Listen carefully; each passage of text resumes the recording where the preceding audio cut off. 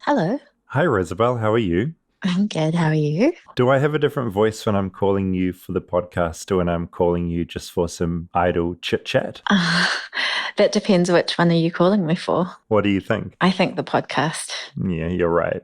because you're asking stupid questions like that. I must say, actually, you did just send me an incredibly lewd joke over text.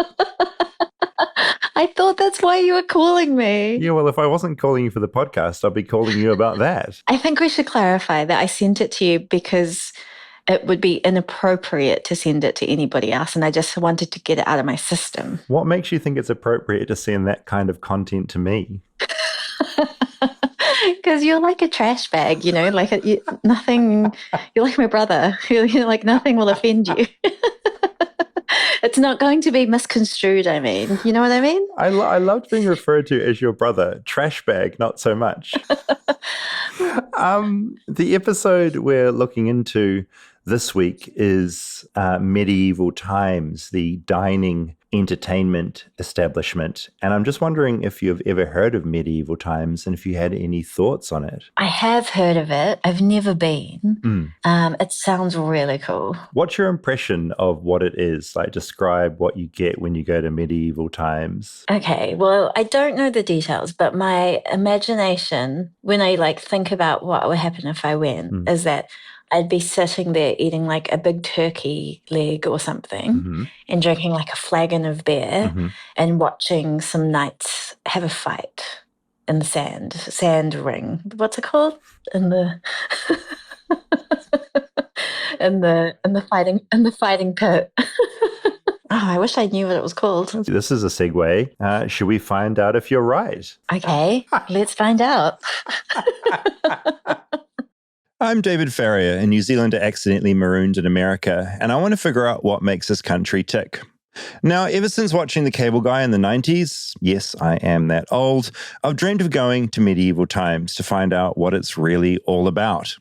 Is it a restaurant or is it a theme park? What does the soup taste like, and does it all just smell like horse piss?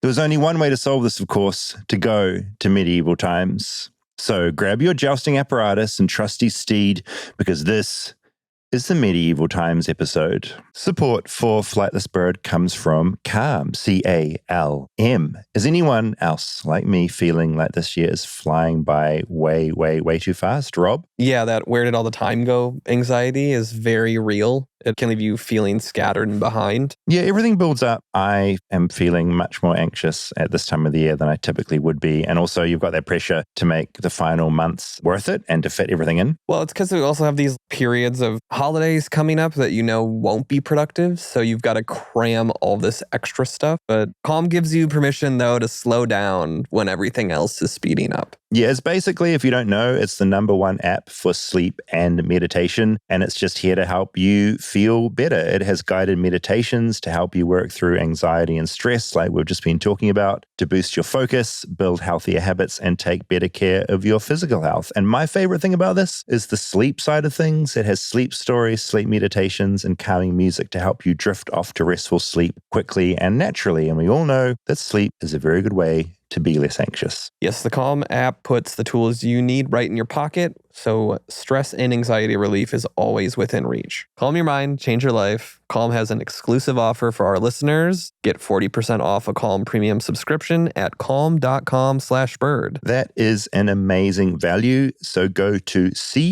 calm.com/bird for 40% off unlimited access to Calm's entire library. Calm.com/bird, calm.com/bird, and tell Calm you heard about them from me.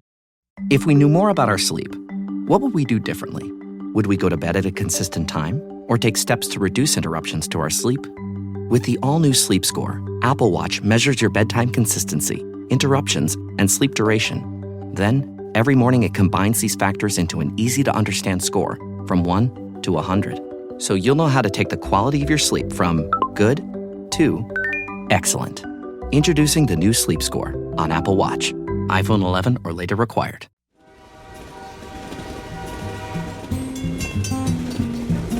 Flightless, flightless, flightless bird touchdown in America.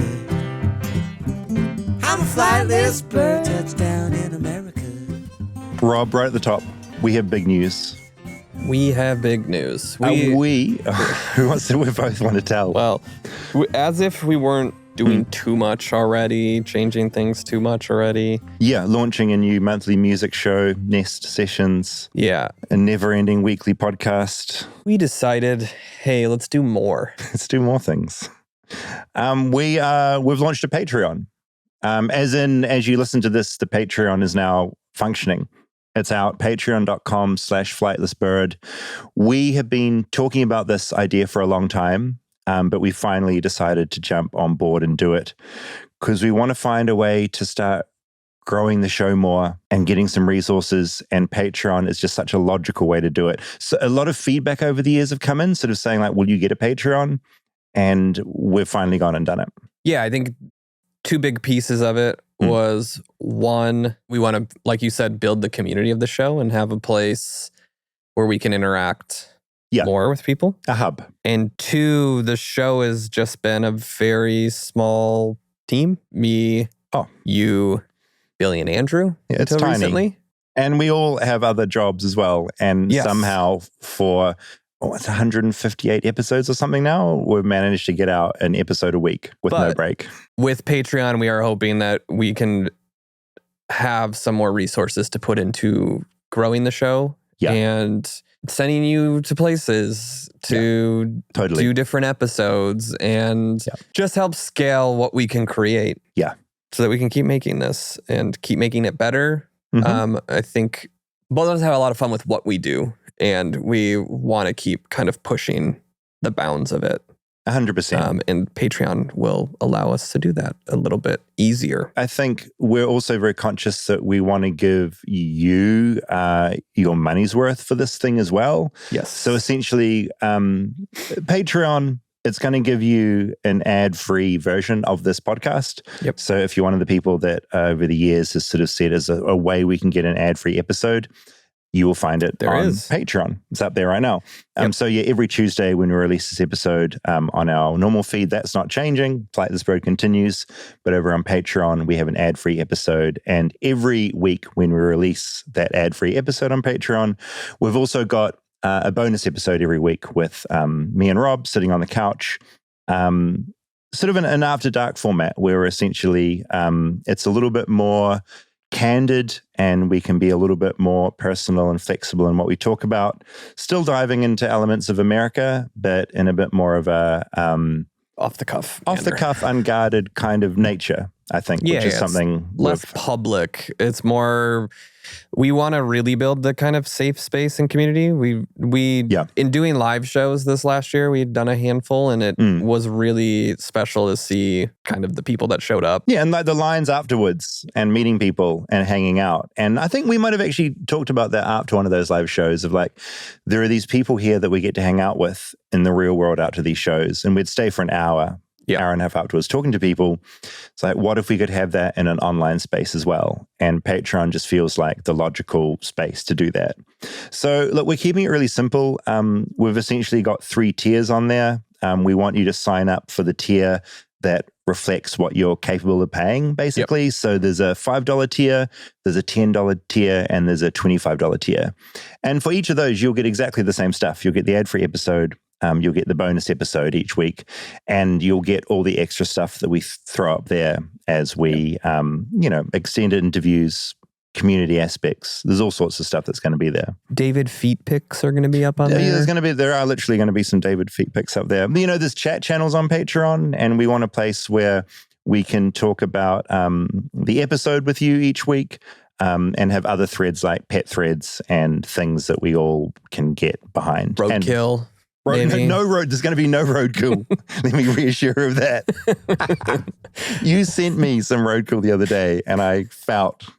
You finally got it. I got it. I was like, maybe that's why people are angry about that deer.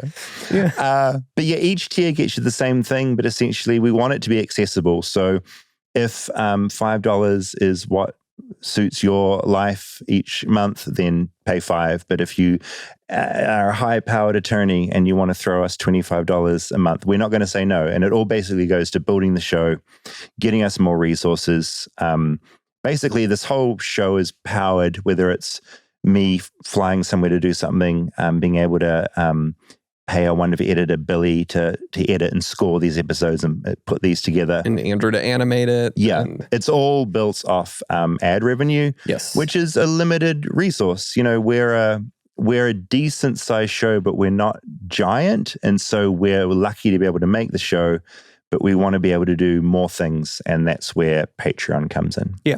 But if you still want just the free version with ads, that's going to be everywhere it has been. Nothing changes in that regard. But we just also have this new option where you can pay a little bit every month to get the ad-free version. But I think both you and I are very aware we want to make sure we give people what they're paying for. So we're going to be doing bonus content. And I think that's also going to evolve quite a bit. Like we know we're going to do these after dark kind of conversations, but we want it to be a community that's deciding what extra content they want. Yeah, and this is a place where we get to listen to what you want us to do and your ideas. And it is that central kind of hub where we can all talk together. And I want it to feel like a community. Yeah. That's the aim. So yeah, our bonus episode and ad-free episode is already up on Patreon, patreon.com/flightlessbird. Sign up and we'll see you there. And just looking forward to seeing who turns up. Yeah. But on with today's episode, Medieval Times, this audio documentary this week, spoiler alert, you and I and Calvin went along. We did. Holy shit. Calvin had no idea. When I told him we were doing this, I don't think he even knew what the medieval time era was. Oh, of course. Yeah, because even that word is sort of unusual. Like, what? We're going to go to medieval times. We're going to go to a castle where there's knights and jousting. And as someone who I feel like Calvin is very into dragons. I feel like that was the thing he was kind of going through his brain at the time. Yeah. It's like this is a time of dragons. Yes. Yeah. Which so weirdly, I grew up in Hoffman Estates in Illinois, and there is a medieval times in Schaumburg. Right. 8 minutes from my house that I grew up in. Oh, so close. Yeah. So, and it's a giant castle that's just off the highway. Yeah. And I only think there's like maybe 10 or 12 in the whole country. Yeah, no, 10. Yeah, one of those being in Canada. Okay. Yeah, it's kind of wild. And it is, I don't know, I feel like my first experience with this place was Cable Guy watching it there. Like, what was your very first visit to Medieval Times? Do you remember? 6th grade, we took field trip to Medieval Times. That was the big field trip for elementary school. Yeah. You would go and you learn about the medieval times. Was it? So you went to a show? I went to it. You ate, you watched the jousting. Yes. And that was part of your American education. Yes. Wild. I mean, but also like as a kid, we would drive by this giant white castle all the time. Normal. Yeah, totally normal thing to do. And that was medieval times. I maybe went for a birthday party before then. And do you remember that first time you went? Do you remember how you felt? Was it a really exciting experience? Yeah. Or yeah, it was like everyone in elementary school could not wait. Like this was because 6th grade was the last year of school for elementary school. And it was like, here's the big field trip you go on towards the end of the year. You're about to graduate. Like, this is the best field trip that the school has to offer. And it was very exciting. I love that it was part of your education. I also... It's very factual, David. It's exactly how history was. The other thing, I think we were both deciding between Hooters and Medieval Times for this episode. Yeah. And in my mind, both those places, as an outsider, are these two deeply strange things that America, I think, is very good at, which is offering dining, but also entertainment. Yes. And I think it reminds me a lot of Casa Bonita that we went to in Denver. Which was amazing. Yes, amazing. Like I mean, very similar, I think. Completely. Yeah. It's you're eating food that isn't necessarily the most amazing food on the planet. I'll Fight back a little bit. Casa Bonita's food was much better than I expected. Oh my God, who are you? I know. This is incredible. Yeah. No, I mean, I'm like a pig in shit. I was so happy. Yeah. I just didn't want to oversell it. I know. I know you have an elevated palate to mine. You normally oversell it, but I brought it back. Pleasantly surprised by the food there. Yeah, I second that. And third it, all the things. It's this thing where you're eating, but you're also watching a beautiful man and a beautiful woman dive into a waterfall. Yeah. You know, there's a magic show, there's puppets. We're talking about Casa Bonita right now. Hooters, I still haven't been to, and we're going to do an episode on Hooters. I don't know what it is, if it's still the stereotype or whether it's changed. Can't wait. If you work at Hooters, DM David on his personal account. Don't DM. Flightlessbirdchat@gmail.com. Someone left a comment the other day wanting to know they was like, we've tried to DM you, but we can't. And by the way, Patreon is a great place to be able to DM us because we're there present. Someone left a message on Instagram going, how do I contact you? And I just replied, I was a shithead. Yeah, I was like, every episode we say, I say it so much, Flightless Bird Chat. It's in our show description too. At gmail.com. And when I say it, I feel self-conscious because I'm saying it too much. Clearly, I still need to say it. But if you work at Hooters, please email us because we do want to do a Hooters episode and any kind of insider sort of knowledge of that place. Yeah. Otherwise, Rob and I will just go and sit there with our little dictaphone and do some recording. I will say the other piece. Can Calvin come to Hooters with us? Probably not. Inappropriate? Probably inappropriate. Is there an age limit? Not technically. No, but just ethically and morally. The other thing I do remember about medieval times as a kid being excited that you would just eat like a turkey leg. Yeah, that was a very novel experience that the food there was of the medieval times. Well, this was the thing I was most curious about because I'd heard about this stuff, but I did not know whether it was still the case. Mm-hmm. When we were driving out there, because our booking was at 7:00, peak traffic, it takes about an hour to get out there, longer than an hour almost. Were you excited or were you sort of like, oh, God? I knew what to expect from the food. Yeah. Well, okay, I'm just going to play our journey into medieval times and we will discuss afterwards. Part of making a podcast is describing what you see in front of you, so you, the listener, feel like you're there. I figured heading into medieval times, I could let Calvin do the heavy lifting. Okay, Calvin, hold my phone. I've got it recording, and I want you to just talk about what you see as we walk towards this castle, okay? I see a castle with a bunch of posters and ancient things. And I see bushes, and I see a roof, I see a castle, I see a bunch of cars, I see a parking lot, I see even more poster thingies. I see a bunch of more bushes, I see lights, I see a barrel. Calvin's doing great and will no doubt be yapping on podcasts for years to come. Now, like some of you listening, I first heard about this place thanks to The Cable Guy, a movie that came out in 1996, nearly 30 years ago. Terrifying. Anyway, the release of that movie with some key scenes taking place in medieval times put business up by 30%. So what are we supposed to do? I mean, we have to be careful that we don't hurt each other, right? I cannot listen to any of your instructions, for you are my sworn enemy and are about to meet your demise. From what I picked up from that movie, medieval times is basically a big indoor arena where you sit down to eat dinner while you watch knights joust. In The Cable Guy, Jim Carrey and Matthew Broderick end up taking part, but I'm pretty sure you're not allowed to do that in real life. And all I really knew about the dinner part was no utensils, just metal plates. There were no utensils in medieval times, hence there are no utensils at medieval times. Would you like a refill on that Pepsi? There were no utensils, but there was Pepsi? Dude, I got a lot of tables. And yes, as me and Rob and Calvin took our seats, I discovered that medieval times is all about Pepsi and Pepsi products and endless refills. Our drinks, we've got Pepsi, lemonade, Starry, water, Pepsi Zero. I don't have any water here, but I got all the other ones. Anything sound good? I'll do Pepsi. Stay tuned for more Flightless Bird.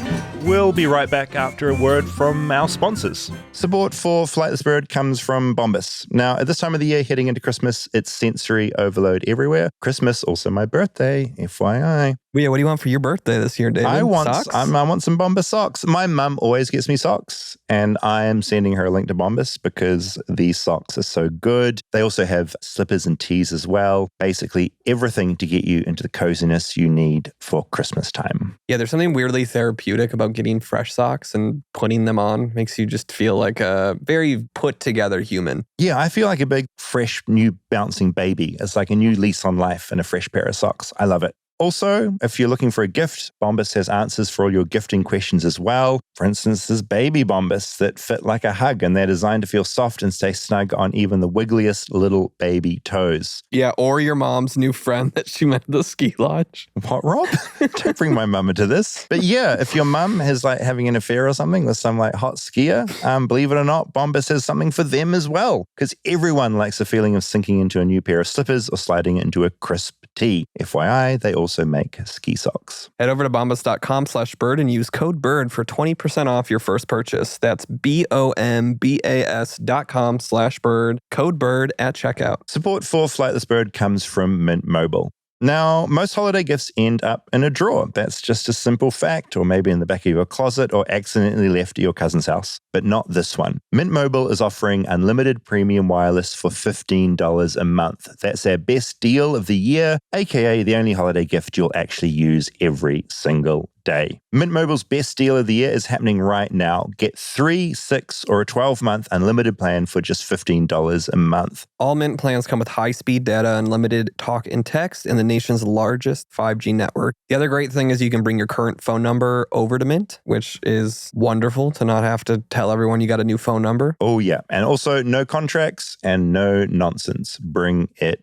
on. So don't get them socks. Get them premium wireless for $15 a month. Shop Mint Unlimited plans at mintmobile.com/bird. That's mintmobile.com/bird. Limited time offer, upfront payment of $45 for 3 month, $90 for 6 month, or $180 for 12-month plan required, $15 month equivalent. Taxes and fee extra, initial plan term only. Greater than 35 gigabytes may slow when network is busy. Capable device required. Availability, speed, and coverage varies. See mintmobile.com.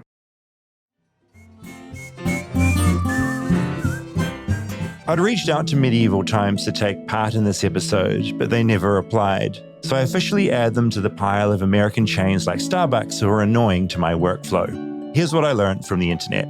There are 10 Medieval Timeses, 9 in the US and 1 in Ontario, Canada. Their headquarters is in Irving, Texas. I was shocked to find this whole thing was born in Spain during the 70s. Then in 1983, a Spanish investment group opened up the first official Medieval Times in Florida. The second location popped up in 86, which is the one we're at right now. The show you watch apparently changes every 7 years or so. The last change saw up to 700 new costumes, 200 new suits of armor, and the retraining of 350 staff and 225 horses. A typical show here has 300 music cues and 500 lighting cues. And right now, those cues are kicking off. Good nobles, one and all. Wow, look at that. Castle on a night. In league with the house of His Majesty the King, by the lords of Castilla, Santiago, and Navarre, the Red Knight, the Black and White Knight, and the Yellow Knight. We're here on a Monday night. It's half full, a bit lackluster, but people seem to be into it. A bunch of horses are ridden in, and I learned quickly that everyone is all about the Green Knight, who definitely is the most handsome. The Green Knight, the Red Yellow Knight, and the Blue Knight. To be honest, I got quite lost in it all. There was some kind of story. There was a lot of jousting and tricks that me and Rob will talk about later. And I was surprised at how the bloodlust really did take over me at one point. Go Green! Kill him! Kill him! Go Green! Go Green Knight! Kill him! Kill him! Kill him!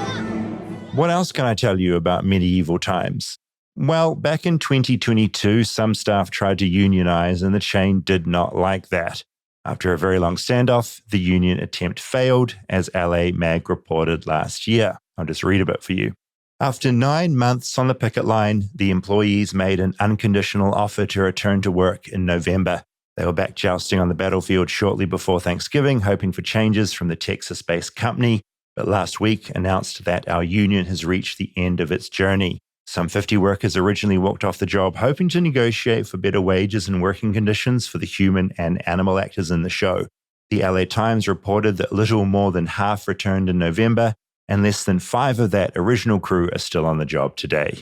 The Beach Boulevard venue is currently seeking to hire a Lord Chancellor, squire and bartender, among other positions. Starting pay at the bar is California minimum wage of $16 per hour. Squires who assist knights and perform stunt work in clean stables can earn $17.64. The Lord Chancellor position requires extensive horseback riding and pays $22.05 per hour.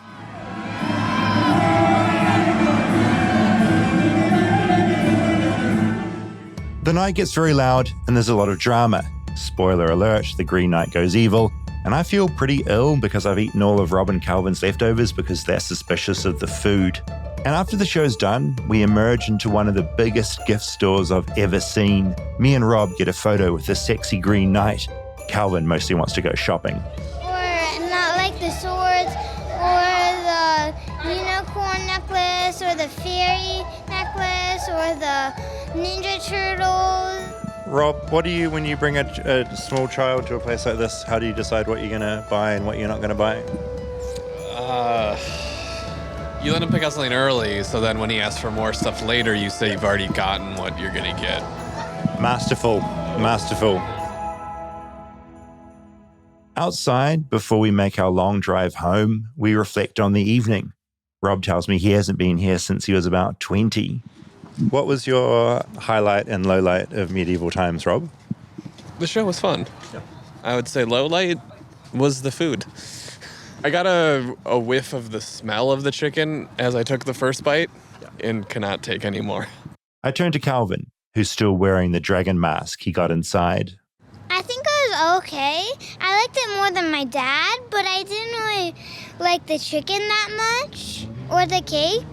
But I kind of like the chocolate dessert thingy a little bit. I like the corn and the potato the most. Thank you for giving me your cake that you didn't want. It was great. You're welcome. Do you think you would like to live in medieval times all the time? Like, do you think you'd like to time travel from 2025 to go and live in medieval times all the time? I'll do it half my life. So half here, half there. Mm-hmm. It's actually a really good answer. Yeah, I like that. Who was your favorite knight and there? What color? My favorite was the Green Knight. What did you think when the Green Knight turned a bit evil and got a bit naughty? I think it was kind of cool. It is kind of cool when people go a bit evil, isn't it? Even though it's sort of a bad thing, it can be kind of fun. But it wasn't really a bad night. It just did some naughty things. Yeah, he wasn't bad, he was naughty. I think that's an important distinction to make. He wasn't really bad because he was good in the first place, but then bad, then kind of good, kind of bad. So he's like good and bad. Like all of us, we have some good moments and some bad moments, right? Mm-hmm. What did you say to me when they first started battling? You turned and told me something. I think it was a little violent. It wasn't really appropriate, I said. Do you remember what David was yelling during it? Kill him! Kill him! Yeah, I'd like to formally apologize to both of you for that. I got a bit out of hand. I forgot there was a child next to me. You shouldn't encourage killing at all. So I apologize for that, Calvin. Kill him!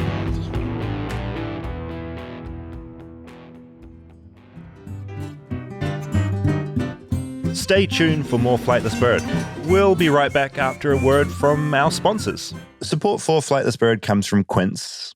Now, when you wake up, you'll be noticing the cold mornings and also holiday plans on your brain. This is when I just want my wardrobe to be simple. Stuff that looks sharp, feels good, and things I'll actually wear. For me, that's Quince. And the bonus, Quince pieces make great gifts as well. This season's lineup is simple but smart and easy with Quince, a $50 Mongolian cashmere sweater that feels like everyday luxury, and wool coats that are equal parts stylish and durable. I once went to Mongolia to look for the Mongolian death worm. I should tell you about this one day. It's the first documentary I wanted to make. Mongolia, beautiful place. So whenever I see Mongolian cashmere sweater, I just think of my time in Mongolia looking for the death worm. But back on track, Quince also partners directly with ethical factories and top artisans. They cut out the costs of the middlemen to deliver premium quality at half the cost of other high-end brands, so you can give luxury quality pieces without the luxury price tag. Yeah, I just picked up a new jacket for the holidays from Quince because we're going somewhere a little colder than LA and I needed a coat. I got a black jumper. For me, very simple, very refined, and I'm very happy with it. It's very comfortable, breathable,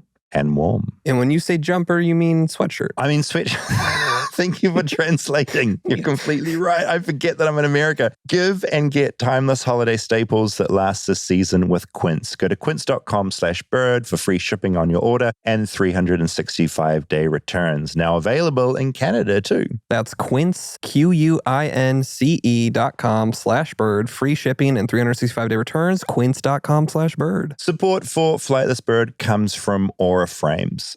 We've talked about this a lot on this podcast. Aura does make a great gift for Christmas. I got my friend Rose an Aura frame and just loaded it up with photos of us. I've got you an Aura frame before that you still have sitting on your desk. Yeah, I mean, the funny thing about you gifted both Rose and I an Aura frame around the same time. And at one point, mixed in photos of my children were photos of Rose. Yeah, I did. Yeah.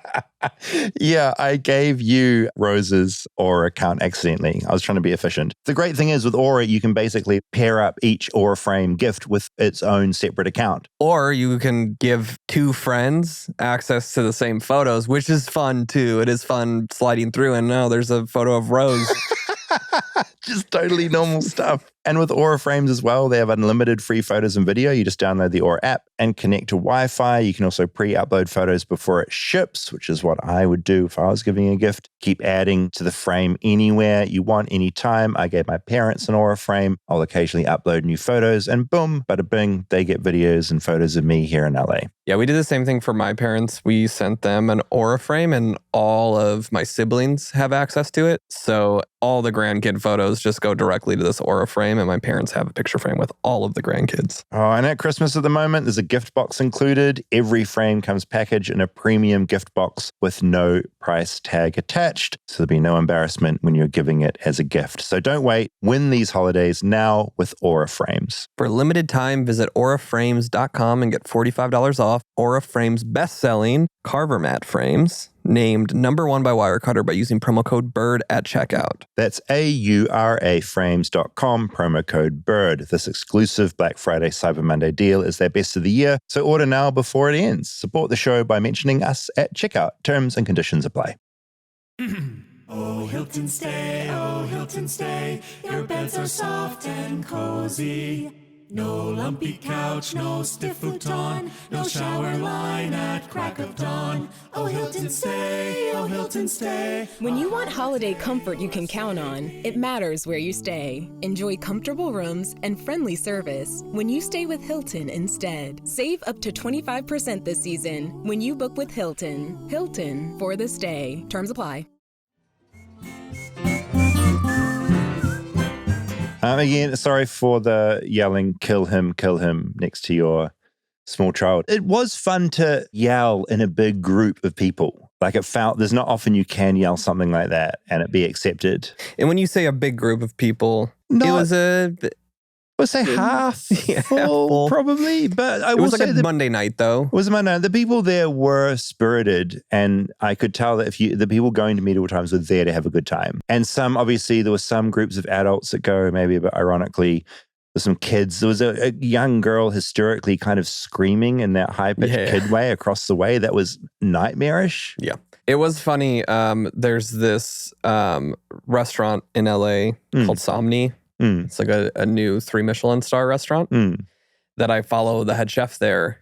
And like 3 days after we went, he posted that they did a holiday party for the restaurant. They were at Medieval Times, sitting 2 rows behind where we were sitting in the green section. Oh, amazing. The idea of this like high caliber restaurant going to Medieval Times and having that dinner. To be clear, the food was not good. I think the turkey leg was a good vibe. Although it was half a chicken. It was a chicken, right? But they told us it was dragon because Calvin had a dragon mask on. It was half a chicken in a bowl, right?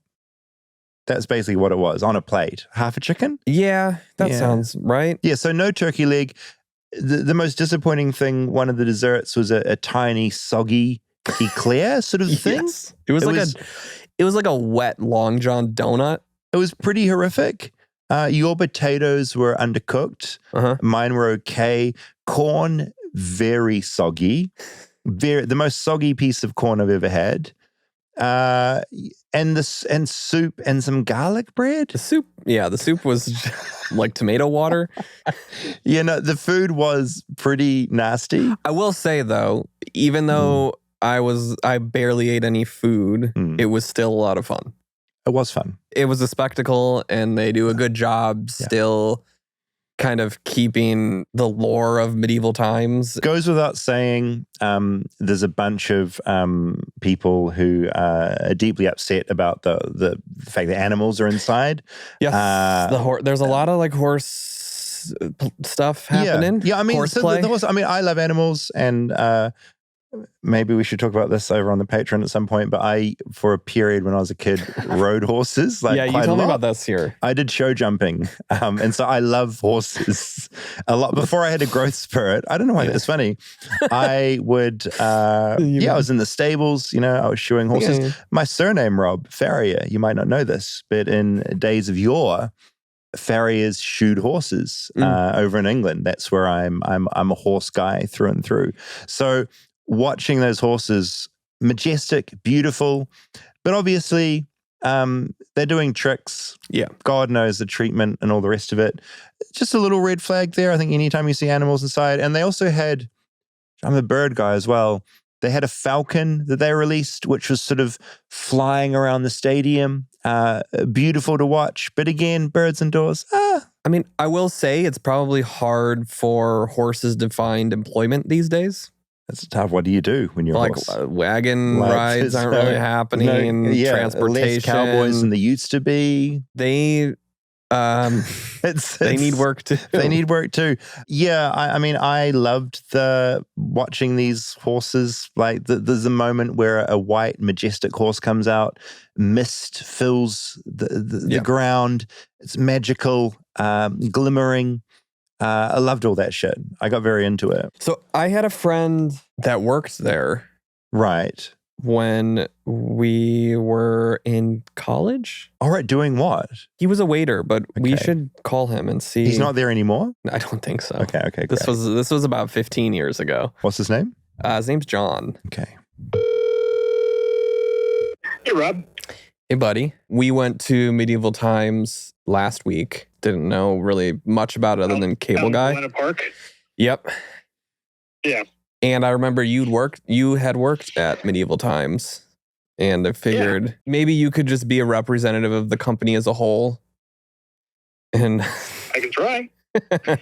So this is David. David's here with me. Hi. I'd just love to know what it was like to be a worker there. Like, what was your experience like? I loved being there, but what was it like for you? Oh, great question. You know what? There's a lot of mixed emotions and experiences. The company as a whole, it was to be desired. But I gotta say that the Medieval Times that I worked at, I made some lifelong friends there. I knew probably 10 people that had met, 10 couples that had met there and ended up getting married.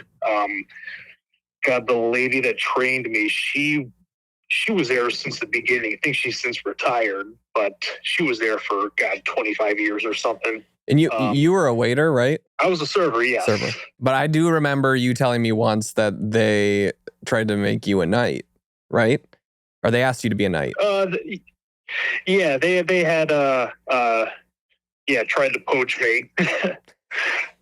But that wasn't for me. No.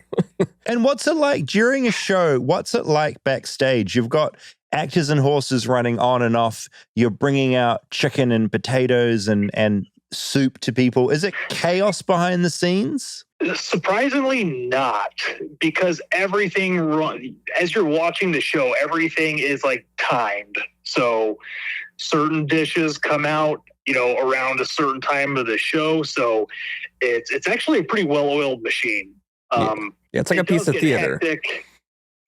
Yeah. I mean, just like any restaurant or any other type of food service, yeah, it can get hectic at times. But for the most part, no, it runs pretty smooth because everyone's getting the same thing at the same time. So you don't have a bunch of people getting the whole, pieces of everything, at different times. So, it runs pretty smooth. And I noticed as the night went on, the smell of horse shit and piss definitely went up. Was that something that constantly had to be mitigated during the evening? I don't think so. That's part of the experience. You're right. You're completely right. There's not a whole lot going on trying to minimize that fragrance. Yeah. I do remember one night you texted me. You would sometimes work security at the castle overnight, right? Yep. Do you remember this? Oh yeah. And you texted that sometimes the horses get out and you get to go chase them down and ride them around. Yeah, put them back. Yes, or ride them around. Unfortunately, not. But it had crossed my mind to maybe try to put on one of the suits of armor that they have, and then I'd love to see the security footage on that. But yeah, that would. Yeah, they would get out on occasion. They're pretty smart, and they kind of know how to get out. So if they want to take a walk, they really could. I think that's still one of the best text messages I ever got was, "Hey, I'm working security overnight at the castle. You want to come see some of these horses?" It's one of the biggest regrets of my life that I couldn't. Oh yeah, but quick interesting story. They still have the Falcon display. Yes. Oh, they sure do. Okay, yeah, they have that, at our castle too, and there was one night I was working overnight security, and they kept them there, and these like dog kennel type, cages. I'd usually go up, check on them, make sure that they're alive, and that's it. They're pretty quiet. Making a second round about an hour later, and I hear something up there, and I'm like, okay, that's weird. I go up there. One of the falcons is laying on his back. Like, oh, good God. No, this did not happen on my watch. No, you are not dead. And then the falcon turns his head. I'm like, oh, okay, thank God you're alive. Call the master falconer. I'm like, hey, one of the falcons, he ended up biting his leash, and his beak pierced the leather, and he got stuck, basically with his head between his legs. Like, hey, I'm not sure what to do. He walks me through. He's like, all right, I'm going to walk you through this. Go put on a glove. What? It'll be fine. Go put on a glove. Okay. Go in there. Falcon grabs my arm and, okay, yep, I got it. He's like, all right, see if you can get it loose. I'm like, yeah, I can't. This thing is stuck in there. So we end up having to come in and rescue the falcon. Yeah, rescue. It just, they're beautiful, majestic creatures that are surprisingly dumb. So yeah, that was the falcon story. Kind of love that you have to guard this castle and you've got horses to look after and falcons. It's so specific what your role is. Yeah, I will say the Schaumburg Castle is quite a bit better than the one out here. Yeah, the Schaumburg Castle is the biggest. On a full night when we were completely sold out, we would be serving about 1,500 guests in a single show. Oh my God. Yeah, there were maybe 200 people when we went. Oh, at the Buena Park? In Buena Park, but it was also a Monday night in October. Oh, sure. Sure. There's quite a bit going around back, behind the scenes. I mean, obviously the show and, the stage performances, but the servers, the cooks, and I mean, thinking when you have in our busiest season, we would have 3 sold out shows a day. Oh, geez. So trying to make 4,500 chickens. The ovens were the size of walk-in closets. Wow, it's a castle. It's what you expect. King of the castle. Yeah. but yeah, there was a lot. It was fun while it lasted. Well, thank you. Yeah, I appreciate you taking a call on no notice about the castle. I'm glad I could. Rob will call you again in another 3 years. Yeah, I'll text you again on your birthday tomorrow. I'm glad I have the reminder now. Oh, good stuff. Yeah. Good stuff. Well, David, nice to meet you. How long are you here in the U.S.? I'm kind of staying now doing this fucking podcast. This is my life now. Until Trump kicks him out. Yeah. Well, if you're looking for more American culture, I'm in Nashville, so feel free to take a trip over here. I absolutely will. I will be in Nashville at some point. I'd love that. Have they got a Medieval Times in Nashville? No, they do not. They have a lot of different things here. So whole different culture in Nashville compared to California. I'm down. I'll look you up. All right. Excellent. Cool. I'll text you, John, and I'll talk to you soon. All right. Good talking to you guys. Bye. He sounds like just a good, like a classic and good-hearted American man. He is right? like a good old boy. Yeah, he's just a good old boy. Yeah. And also, it sounds like Medieval Times is quite a fun place for him to work. Like, he had a nice time. Yeah. So wild. I just imagine like guarding a castle as your job. Yeah. Very funny. And also love that the horses are so smart, they find ways to escape. And your mate just had to run around and try and herd them in. We'll say I think I felt better about the horses in Schaumburg just because it was like this huge castle. Yeah. Where the one out here was much more like a shopping center. I see. So the sizes do differ place to place. Yeah, it was just like a standalone castle off the highway. God. Amazing. Yeah, that falcon was impressive. It was zooming so close over people's heads. Yeah. It was kind of an amazing thing to witness. I'd like to get close to falconry at some point. Because have you ever done that? Have you taken the kids? No, but my friend Thomas from the Black Shiny FBI Shoes doc, he's done some falconry. So we might be able to make Maybe that happen talk to for him. I'd love that. A flighted bird, the falcon. It's a clever reference there to the podcast name. So look, in summary, I loved Medieval Times. I would probably go back again in another 10 years. I think it's not something you would rush back to every day. But for a night out, loved it. There's a lot of plot that happened that surprised me. I didn't realize there'd be a whole story built in. Very impressive. Definitely more horse piss while I was eating my dinner than I'd typically like. We were pretty close too. We were close, and Calvin was delightful company. And again, I apologize for the kill me. It's not something you should yell around children. He enjoyed it. He did. Feedback. Should we get some? Let's get some feedback. Ray wrote into flightlessbirdchat@gmail.com in regards to your episode last week, Rob. I turned this episode off pretty quickly because I thought it was just another music episode. People love our music episodes. So you either love or you hate them. You love or you hate them. But then I thought to myself, give Rob a chance. And thank God I did. I love Bravid's documentaries. Her word, not mine. Not sure who she's talking about. But I could listen to Rob's voice for hours and hours on end. And I'm also a true crime junkie. Also, maybe as a fellow Kiwi, I cringe when I hear the Kiwi accent. Fantastic job, Rob. Thank you. We do have a thing in New Zealand, and I'm curious if you have it, sort of cultural cringe. So if, New Zealand makes TV and films, makes some really good stuff. Say Hunt for the Wilder People, right? First time I watched it, there's an element in me and in a lot of New Zealanders where we hear the New Zealand accent and it takes us out of it in a way because we're like, oh, I don't like that. Are you ashamed of your accent? Yes. I'm speaking for myself. That's kind of the reaction. It's the attitude that happens in your head is this TV show or this film mustn't be as good as that British or American one because they're talking that funny. Is our accent.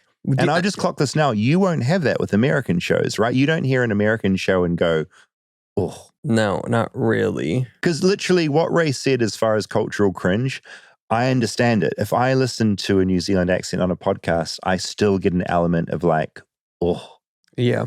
You don't suffer from that because you're raised in America knowing it's the, be proud. Whereas in New Zealand, it's more like, keep your head down. Yeah, there's that. And like, I know there's like a Chicago dialect. I can't really pinpoint But that say you on a heard show. your Chicago accent. No, I don't think it's, to me, at least to me, it's not distinct enough that I would point it out. There is like, if there's a Southern accent, a Southern American accent, I can recognize that, or like a New York accent. But you'll never react by going, oh. No. Interesting. I mean, that's a good thing. Like I think New Zealanders are getting better at not doing that because we do make good stuff. Yeah. But it's just an element of like, that thing mustn't be as good because it's a New Zealand accent. I will say I go the other way where like, if I hear a British accent, I almost assume a level of like sophistication with it. Yeah. Because like I feel like I'm drawn more to like BBC shows. And you're a big like sort of crimey, thrillery British TV show guy, right? That's your happy space. Sometimes, yeah. Yeah. I like dabble. Slow Horses and stuff. Yeah, I like that. British comedies. But even like, I think even New Zealand, like the idea of foreign shows in general is enticing to me. Yeah. Because it is something different and it's a different perspective and it's... Yeah. It's so funny to think we could both watch the same New Zealand TV series and I would be sitting there having a bit of cultural cringe and you would be there going, no, this is great. Well, do you do that with other accents though? Just New Zealand. Just New Zealand. So it's just because it's your own. Because it's my own. Do you get that way about Australian accents? I would never watch anything Australian. Okay, fair. We don't, it's banned. Australian content's banned in my country. Sergio wrote in, I never felt like I was from the United States. Even though I was born here, I felt like I've adopted the problems of being an American as I've gone along. Being a firstborn Cuban American, I didn't understand how people could be so disconnected from other countries. My parents being from somewhere else, it just felt so odd to me. Getting a little older, I was able to travel, and when I visited other states, I felt like I was the minority or the foreigner myself. Going into my 20s, it was clear that there was them and there was us, the Americans and the Hispanics. Over time, it just became normal. When I turned 30, I moved north to Claremont for cheaper housing, but found that I was now really in the thick of it, with the water quality being terrible, moldy and stinky. Ugh. Nothing but fast food burgers for miles, a side eye for speaking Spanish in public, a serious lack of resources aside from the neighborhood Walmart, and not a single bit of fresh food in sight. The villagers being next door just made that feeling worse because of the retirees, who I imagine thought we were a cute Hispanic family when we visited Spanish Springs, which made me chuckle as there was nothing Spanish about this made-up shopping center that we were in. Myself being a Spanish ancestry just made this whole thing even dumber. The area is changing fast, and in the span of 5 years, we've seen explosive growth, with Spanish being heard half the time when I go to grocery shopping and observing way more Cubans and Puerto Ricans around me nowadays. Anyway, I was thinking that maybe you'd find Miami's uniqueness interesting, and you might want to know more about the city. Maybe it's worth an episode, if not a small segment. Looking forward to the next one. And purely reading that, I just thought it was a really interesting insight into a part of America I haven't even delved into yet. Still lots to cover. So much. I get emails like that and I'm like, A, it's cool people are listening from an entirely different part. When I make this podcast, I sort of think it's people in LA and New Zealand, and I forget. Yeah, there's other parts of the US. Yeah, I love hearing that. Philippa said, I am from New Zealand. I live in beautiful Greymouth. In regards to your down under question, David, I want to say that David tends to have a fairly uniquely David take on New Zealand. I had a feeling. Thought you would enjoy this, Rob. No one I know refers to New Zealand as down under. To my mind, it's specifically referring to Australia and is mostly used in American pop culture to refer to Australia rather than by Australians themselves. Namihi, which means thank you. Philippa. Not saying I agree with Philippa. I always think I speak on behalf of all New Zealanders with everything I say. Well, I think everyone knows to take your representation of New Zealand with a grain of salt. Yeah, I'm not going to argue with that. And finally, Destin wrote in about our Anthony Green Nest Sessions episode. Again, that's our new show that we are making once a month. I've been a fan of Anthony Green since 2009 and grew up in a small, poor Ohio town in the tri-state area of West Virginia and Pennsylvania, where the opioid crisis hit us hard. My brother survived years' worth of heroin use, and I'm pleased to say he's still with us, 9 years off heroin this year. He considers recovery a lifelong journey that he wakes up for every morning and has a choice to make. Anthony mentioned in your episode something very similar to a saying my brother often responds with when people ask him about his sobriety. A bad day sober is still better than any day I spent with heroin. And I just find that extremely powerful. I really appreciated you gave Anthony a platform to speak on this because America does not have this figured out. I love he mentioned that drug use does not have morals. It's just any action like any other action. They don't have morals attached to them, and using drugs does not speak to someone's morality. I sent this episode to my brother, and he said that's the first time he has felt seen and felt understood in his experiences and was extremely touched by Anthony's outlook on sobriety. And I thought that was some really beautiful feedback. Yeah, that's kind of the dream of like the next sessions is like we're having this musical guest on to talk about something that they specifically have personal experience with in America. Mm-hmm. And so it's nice to hear that.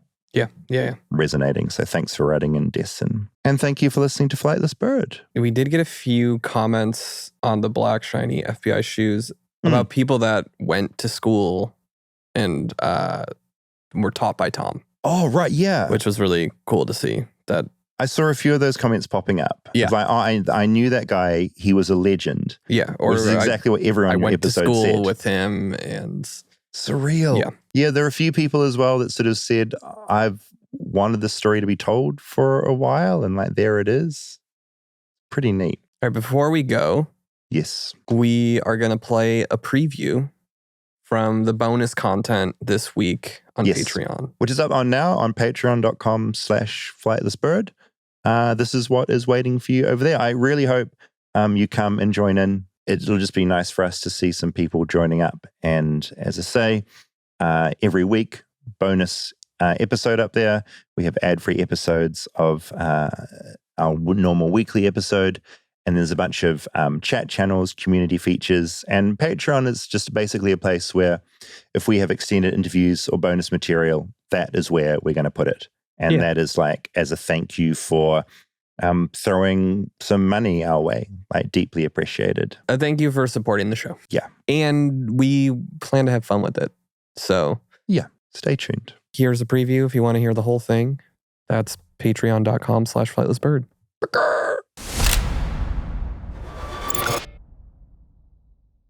This is Flightless Bird After Dark. This is Flightless Bird After Dark. Welcome to Patreon. Every week, we want to give you something that no one else gets. What I wanted to talk about this week, I'm leaving Los Angeles for New Zealand. And there's this weird thing that's happening. The United States government is increasingly cracking down. It's getting scarier and scarier for people that aren't from here to come in and out of here. I literally had people tagging me in with the State Department being like, deport him. I have an immigration lawyer. They say the US government has expressly stated it's conducting social media vetting in consideration of applications. The subject matter they're screening for, anti-Americanism. I mean, that itself is anti-American. What if I come back in January and for whatever reason, some AI within the State Department has targeted something I've said and I get pulled aside and I realize now that it's a possibility. I am hopeful that people aren't going to stand for it. And hopefully you're around long enough. This is what the After Dark's about. So yeah, welcome along.